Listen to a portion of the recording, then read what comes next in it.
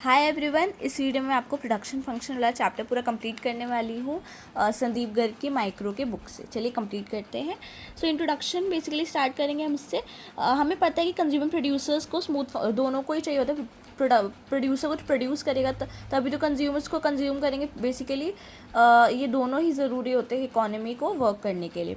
ठीक है। सो प्रोड्यूसर बहुत सारे वेरियस इनपुट्स का यूज़ करता है, रॉ मटेरियल्स यूज़ करता है, लेबर, कैपिटल, बहुत सारी चीज़ चाहिए होती है। सो प्रोडक्शन भी वो इंपॉर्टेंट एक्टिविटी है। ठीक है। फॉर एग्जांपल लेदर है, leather is of less use raw material form and is transfer from desirable product. For example leather है, जो लेदर होती है ऐसे ही रॉ मटेरियल के टाइप में तो कुछ यूज़ नहीं है, बट अगर कुछ बना दे तो बैग, शूज़ वगैरह कुछ बना दे तो बहुत यूज़फुल हो जाता है। सो प्रोडक्शन इसलिए ज़रूरी है। वाइड रेंज ऑफ एक्टिविटीज़ बनाते हैं हम प्रोडक्शन से, प्रोडक्शन करके मतलब रॉ मटेरियल्स को किसी यूजफुल प्रोडक्ट में कन्वर्ट करके उसको प्रोडक्शन कहते हैं। ठीक है। नाउ प्रोडक्शन फंक्शन क्या होता है? कुछ इन्वर्स रिलेशन है between inputs and outputs. Economy में सच एक रिलेशनशिप को हम प्रोडक्शन फंक्शन कहते हैं। ठीक है। सो यहाँ पे इन्होंने बताया है OX क्या है, ये बेसिकली प्रोडक्शन फंक्शन का साइन है और ये आगे हम पढ़ेंगे अभी। एग्जांपल के प्रोडक्शन फंक्शन का, सपोज फर्म एक चेयर बना रही है, दो इनपुट से लेबर और कैपिटल से। प्रोडक्शन फंक्शन कैसे लिख सकते हैं? ओ मतलब production function is F into labour in capital. Capital को हम C से ना डिनोट करके K से करें, क्योंकि C से हम आगे 12th में आप पढ़ोगे उससे हम कुछ और डिनोट करते हैं, दैट्स वाई। ठीक है। Now short run and long run का कंसेप्ट आता है। शॉर्ट रन एक ऐसा पीरियड होता है जिसमें आउटपुट चेंज हो सकता है but changing on variable factor. For example आप कुछ भी प्रोड्यूस कर रहे हो छोटे टाइम में तो आप ज़्यादा चीज़ चेंज नहीं कर सकते। फॉर एग्जांपल आपको 1 महीने का टाइम मिला हुआ है, शॉर्ट रन में आप कुछ प्रोड्यूस करो, जल्दी प्रोड्यूस करना है तो आप ज़्यादा चीज़ें चेंज नहीं कर सकते। आप मोटी मोटी चीज़ चेंज कर सकते हो, जैसे कि आपने लेबर चेंज कर लिया या रॉ मटेरियल थोड़ा बहुत चेंज कर लिया, बट आप ज़्यादा चीज़ें चेंज नहीं कर सकते। ठीक है। और लॉन्ग रन क्या होता है? ये ऐसा पीरियड होता है विच आउटपुट चेंज हो सकता है but changing all the inputs. इसमें सारे इनपुट्स हम चेंज कर सकते हैं अपने सहूलियत के हिसाब से। अब इसमें डिफरेंशिएट आ जाता है। मीनिंग क्या है? Short run refers to period which output can be changing on a variable factor. इसमें सारे फैक्टर्स चेंज हो सकते हैं। फैक्टर्स वेरिएबल फिक्स फैक्टर कहते हैं। इसमें सारे फैक्टर्स वेरिएबल होता है। शॉर्ट रन में डिमांड एक्टिव होती है and in price determination supply can not be increase immediately. Supply बहुत ज़्यादा बढ़ा नहीं सकते हम। लॉन्ग रन में price determination and both demand and supply दोनों ही इक्वल रोल प्ले करते हैं ना। Variable factor and fix factor. Variable factor वो फैक्टर्स होते हैं जो हम चेंज कर सकते हैं शॉर्ट रन में। For example labour, power, fuel, raw material, तो इनको हम चेंज कर सकते हैं बट फिक्स फैक्टर्स को चेंज नहीं कर सकते, जैसे प्लांट, मशीनरी, लैंड, बिल्डिंग, ये सारे इतनी जल्दी चेंज नहीं हो सकते। ठीक है। अब वेरिएबल फैक्टर फिक्स फैक्टर में difference. variable factor, those factor which can be changed in short run, fixed factor cannot be changed in short run, they vary directly with the output। और ये जो फिक्स फैक्टर्स होते हैं ये इतनी जल्दी इतने वैरी नहीं करते आउटपुट के हिसाब से। For example raw material, casual labour, power, fuel, इसमें land, building, plant, machinery, staff. Now types of production function. Short run production function, ये क्या होता है? मतलब शॉर्ट रन प्रोडक्शन फंक्शन ऐसी सिचुएशन होती है जहाँ पे आप अपना आउटपुट इंक्रीज़ कर सकते हो by changing only one input. इसमें सिर्फ आपको एक इनपुट चेंज करने की ज़रूरत है। एक एग्जाम्पल, फॉर एग्जाम्पल आपको आप एक खेत पे खेती कर रहे हो तो उसमें अगर आप लैंड इंक्रीज़ करते हो या फिर लेबर इंक्रीज़ करते हो तो आपका आउटपुट इंक्रीज़ होगा, तो इसको शॉर्ट रन प्रोडक्शन फंक्शन कहते हैं। लॉन्ग रन प्रोडक्शन फंक्शन मतलब जहाँ पे आउटपुट इंक्रीज़ होता है ऑल द फैक्टर्स इंक्रीज़ करके, तो इसमें ज़्यादा प्रोडक्शन होती है। ठीक है। नाउ कंसेप्ट ऑफ प्रोडक्ट और output refers to volume of goods produced by firm. कितना गुड्स एक फर्म प्रोड्यूस कर रही है या एक industry during a specified time. The concept of product, total product, marginal product, average product.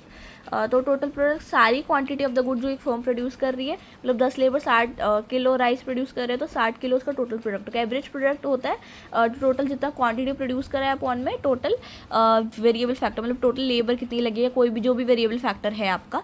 तो total अगर हमने 60 किलो राइस प्रोड्यूस करे 6 लेबर की हेल्प से तो 60/6 10 आपका टोटल प्रोडक्ट आ गया। ठीक है। अब नेक्स्ट आपका आता है मार्जिनल प्रोडक्ट। ये क्या होता है?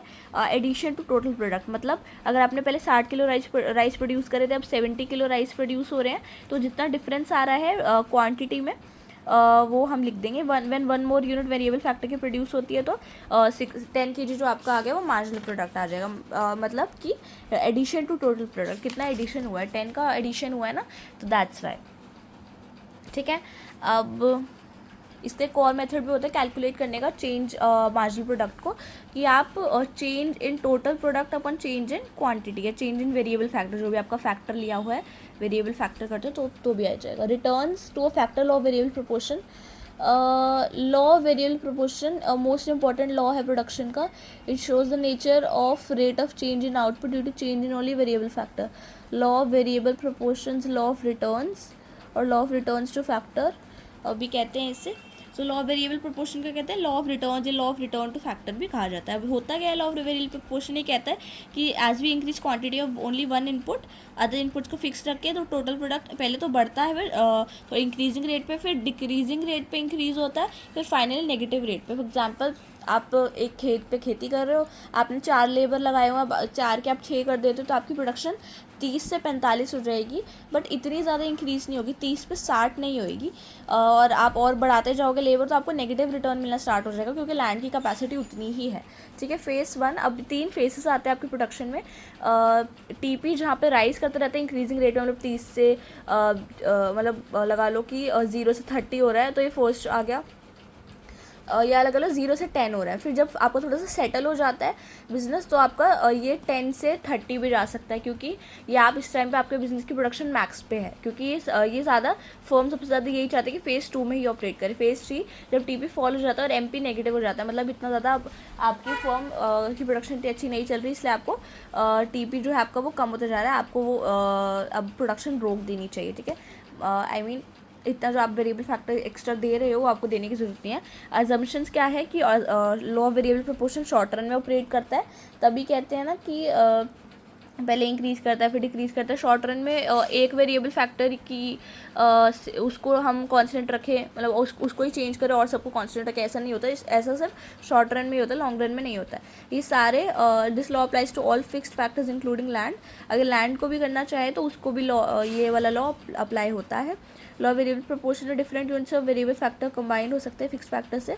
ये लॉ अप्लाई होता है to field of production only, and इसमें हम अज्यूम करते हैं फैक्टर प्रोडक्शन सारे इनके सब्स्टिट्यूट्स जो हैं इम्परफेक्ट हो चुके हैं, मतलब इनके सब्स्टिट्यूट्स अवेलेबल नहीं है।